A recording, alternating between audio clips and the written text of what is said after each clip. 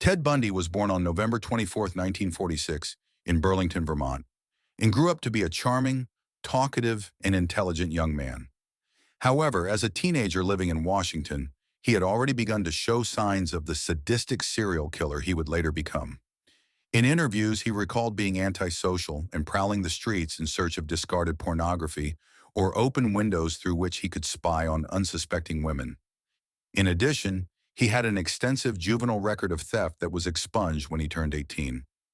By 1972, he had graduated from university and appeared to have a promising future in law or politics. But this career path was cut short when he discovered his true passion, brutally attacking his first victim in 1974. He tended to prey on young, attractive college women, first near his home in Washington, then moving eastward to Utah, Colorado, and finally Florida. Bundy lured these women with a ruse, often pretending to be injured with his arm in a sling or leg in a fake cast, walking on crutches. He used his charm and feigned disability to persuade victims to help him carry books or unload items from his car. He was also known to impersonate authority figures such as police officers and firefighters to gain trust before attacking.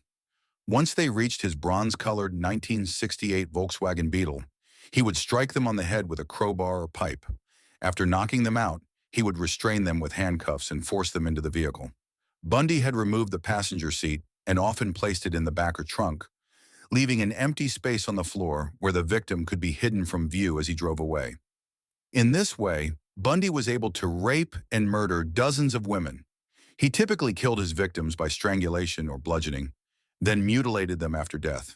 He prolonged the events by revisiting the corpses in dumping grounds or bringing them back to his apartment for further sexual gratification. In some cases, he shockingly displayed severed heads in his apartment and slept with the bodies until decomposition became unbearable. As the body count rose and eyewitness reports spread, several people contacted authorities to report Bundy as a possible suspect. However, police repeatedly dismissed him because of his seemingly respectable character and clean-cut appearance.